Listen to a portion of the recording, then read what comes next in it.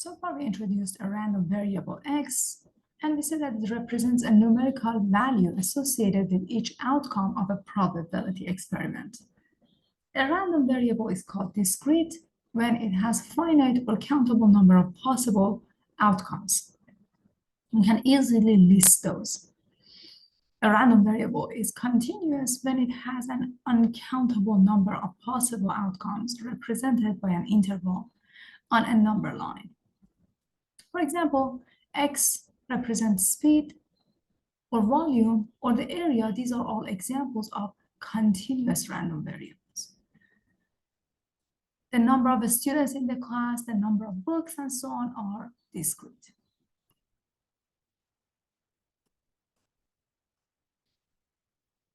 For a discrete random variable, you can basically construct a discrete probability distribution.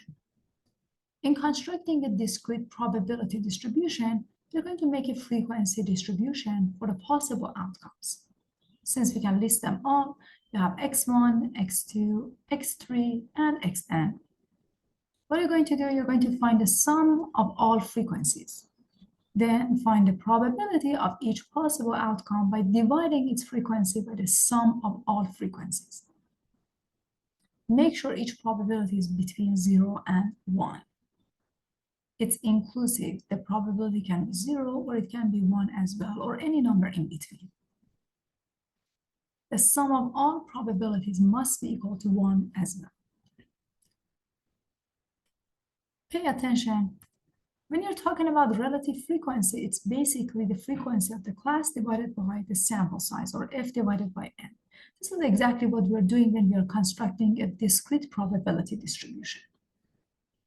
As you remember, in this example, you had a psychologist that ran a personality inventory test for passive-aggressive traits for 150 employees. Each employee was given a score between 1 to 5, where 1 was extremely passive and 5 is extremely aggressive. A score of 3 indicates neither trait. The results are shown below. So 24 employees scored 1, 33 scored 2, 42 scored 3, 30 scored 4, and 21 scored 5. Well, what is the probability of each one of the scores? What is the probability that you randomly select a person and that person score 1? It is equal to 24, which is the frequency of score 1, divided by the sum of all frequencies, which is 150, or the number of people who participated in that survey, which is about exactly 16%.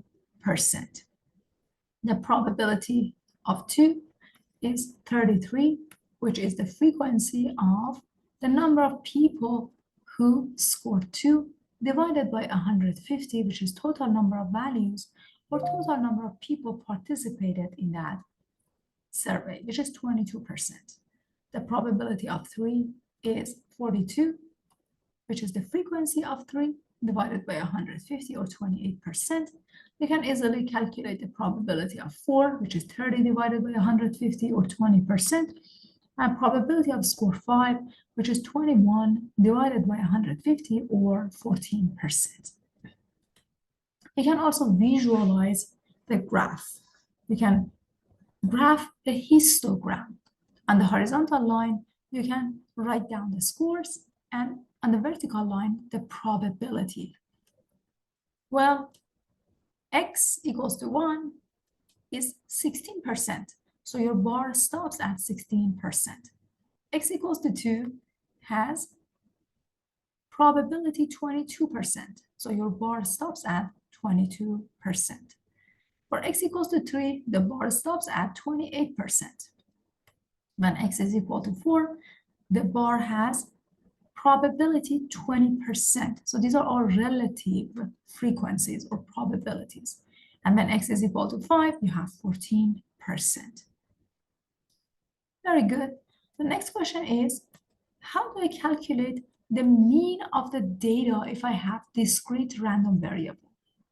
The mean of a discrete random variable is given by mu equals to the summation of x times probability of x. So this symbol summation, it takes each x times p of x and add them together. Each value of x is multiplied by its corresponding probability, and the products are added all together. For example, let's take a look at our previous example. Here we have x and the probability for each x value. When x is equal to 1, we saw that the probability is 16%, or relative frequency is 16%. When x is equal to 2, the probability is 22%. X is 3, it is 28%. X is 4, 20%, and 5, 14%. What are we going to do? We're going to construct a table. X, px, x times px. So when x is equal to 1, we saw that the probability is 16%. 1 times 16% is 16%. Now let's move on to 2. When x is 2, its probability is 22%. 2 times 22% is 44%. When x is 3, the probability is 28%. So 3 times 28% is 84%. When x is 4, the probability is 20%. 4 times 20% is 80%. When x is 5, its probability is 14%. 5 times 14% is 70%. Now, if I add all of the probabilities together, it is 100% or 1. And then, based off of the formula, if I add all of these numbers together, it gives me the average of the data, which is 2.9. The interpretation is that a score of 3 represents an individual who exhibits neither passive nor aggressive traits, and the mean is slightly less than 3. So the mean personality trait is neither extremely passive nor extremely aggressive, but it is slightly closer to passive. So that's how we interpret the mean of the data here.